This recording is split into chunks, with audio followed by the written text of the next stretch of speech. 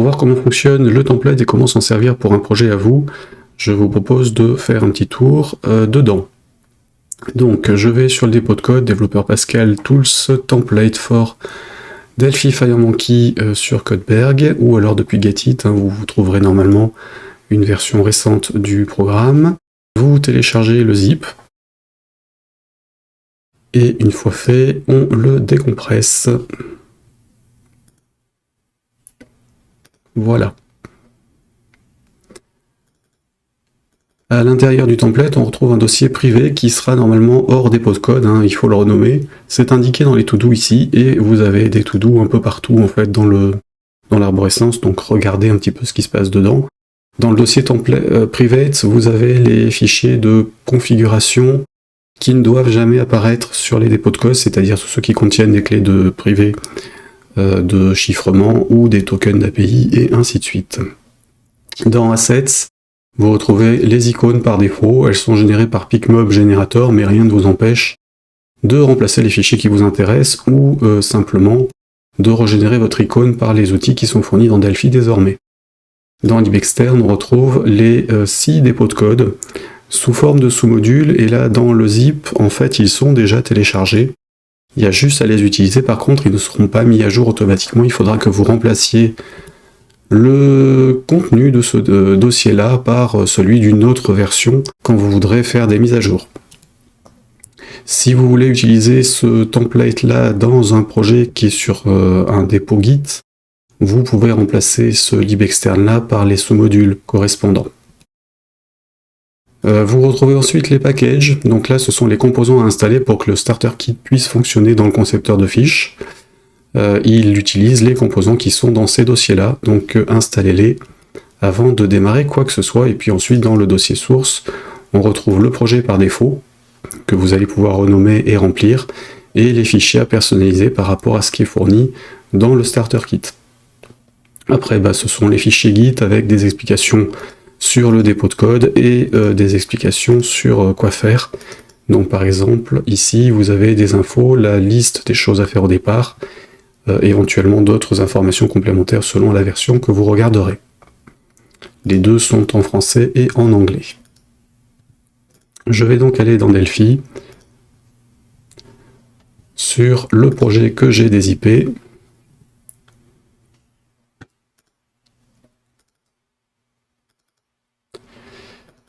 Donc première étape, les paquets de composants.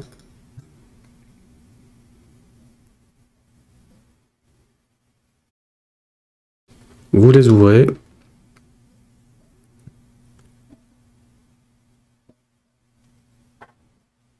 Ah oui, évidemment. Oui, petite erreur de ma part.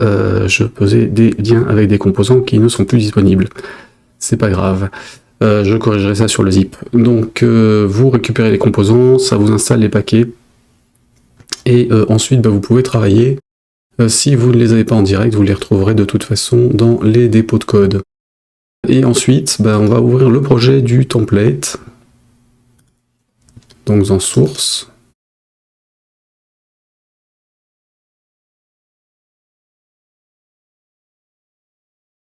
Donc il ouvre le readme qui est sur la racine du projet, avec les informations sur le dépôt de code, les liens des dépôts à récupérer.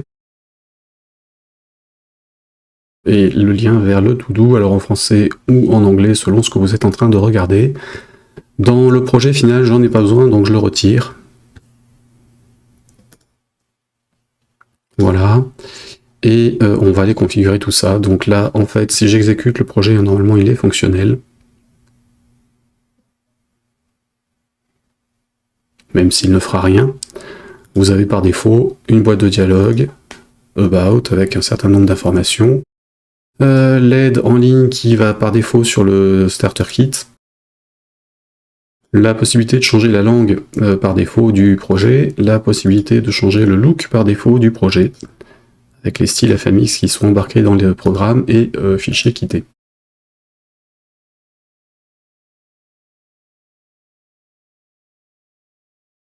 La première chose à configurer une fois qu'on est là-dedans, c'est d'aller dans les constantes. Alors vous avez, quand vous compilez, tous les warnings qui sont installés dans le projet. qui vous disent quoi aller modifier et quoi faire. Enfin, des warnings et des messages fatals selon les cas. Première chose, c'est Save Constant in your project folder, c'est déjà fait puisqu'il est dans le template, et ensuite, bon, on personnalise. Donc je peux enlever celui-là. Hein. Voilà. Ma version, ce sera par exemple à 1.0, je serai sur un projet dont la date est à aujourd'hui, et ce sera mon programme My Project.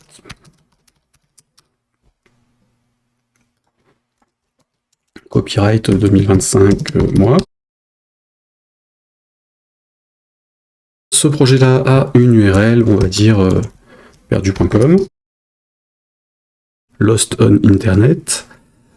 Vous pouvez éventuellement mettre une URL pour les boutons d'achat de licence, vous pouvez éventuellement mettre une URL pour les boutons et menus correspondant aux informations qui proposent d'aller voir l'aide du projet ou de contacter l'auteur. Là, je vais tout retirer. Ensuite, on a le dossier dans lequel seront stockées les informations générées par le programme par défaut, par exemple ses paramètres. Donc on a un dossier avec l'éditeur et un dossier avec le logiciel pour avoir tout dans la même arborescence. Donc on va dire all, editor et project. Voilà. La liste des langues. Par défaut, c'est du français-anglais dans mes programmes, donc j'ai laissé ça dans le template, à vous de mettre ce que vous voulez comme langue. Et évidemment, la langue par défaut, quand la langue du système d'exploitation n'est pas reconnue par le programme. Vous avez ensuite le type de style que vous voulez utiliser, light, dark, celui du système ou custom. C'est paramétrable dans le programme, avec, quand vous êtes en mode light, le choix du style que vous allez utiliser. Par défaut, on a le style light et dark qui sont fournis par Delphi pour toutes les plateformes, et j'en ai rajouté quelques-uns qui étaient à ce niveau-là. Coral, Golden Graphite, transparent et Windows 10 Blues, qui sont fournis aussi avec Delphi depuis quelques versions. Vous pouvez évidemment rajouter les vôtres si vous voulez.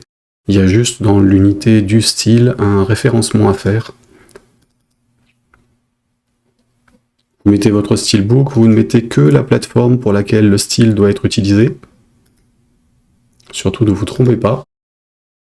Et éventuellement, vous conditionnez le contenu du style hein, selon la plateforme. Alors celui-là, il fonctionne sur tous. Et surtout, vous appelez cette méthode-là.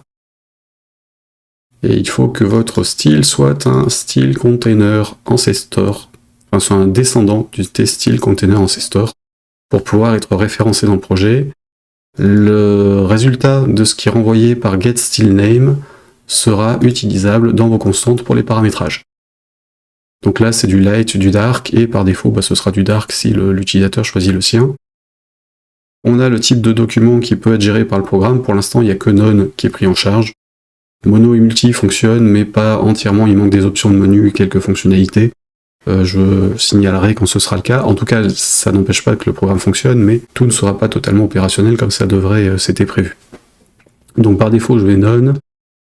Après, ce sont des paramètres qui dépendent du type de projet. Le dossier de stockage de la clé pour les API SiltSeg, c'est là. Vous n'êtes pas obligé de l'utiliser, mais il faudra le mettre dans le projet quand même.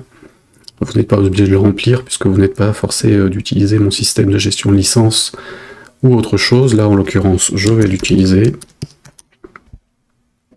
Et donc, j'en ai besoin, pareil, en gestion des versions du projet, puisque c'est SiltSeg aussi, qui gère mes versions programme. Et donc, je le mets que en release, parce que j'ai pas envie que ça me propose des fonctionnalités de téléchargement ou de mise à jour de licence et autres en debug. Le reste, normalement, est transparent, ça se débrouillera tout seul. Il y a quelques fonctionnalités comme la possibilité d'activer ou pas la touche F1 pour afficher la fenêtre de dialogue, About. Vous avez la touche échappe pour sortir éventuellement, le MemoryLeaks on shutdown par défaut en debug mais pas en release, et 2-3 autres paramètres que vous retrouvez dans le fichier, à vous de faire le nécessaire derrière. Vous avez aussi des to-do que vous pouvez retrouver dans les menus, donc View, voir, Tool Windows et To-Do List, ou fenêtre d'outils, liste à faire en français. Et donc là, vous retrouvez les to-do du projet. Ceux qui sont propriétaires développeurs Pascal me concernent, vous n'avez pas à y toucher. Tous les autres, c'est pour vous, il faut que vous les traitiez. Voilà pour les constantes, les paramètres du projet. Je vais quand même le faire. Voilà. Et du coup, mon programme a un nouveau nom, un numéro de version et d'autres infos. Alors non, puisqu'il lui manque les infos, là en l'occurrence, je lui ai mis le bon chemin pour accéder aux informations. Évidemment, il faut que j'aille les remplir. Et donc, hop là, on a dit celui-ci. Du coup, j'ai oublié de renommer le projet avant de me lancer. Donc évidemment, le fichier n'existe pas.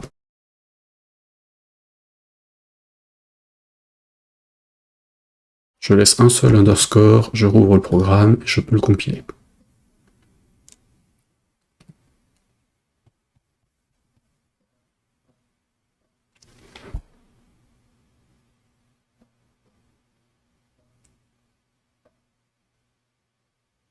Voilà. Donc j'ai bien les infos que j'ai mis en configuration.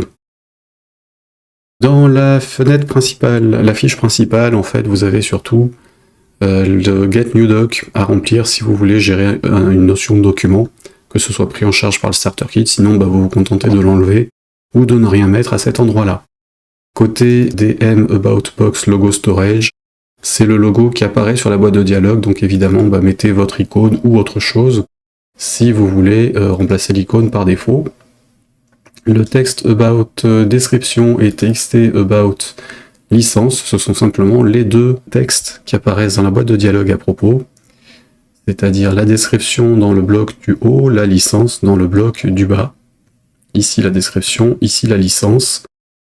Vous pouvez évidemment les gérer en plusieurs langues si vous voulez ici, en n'oubliant pas de le traiter des deux côtés.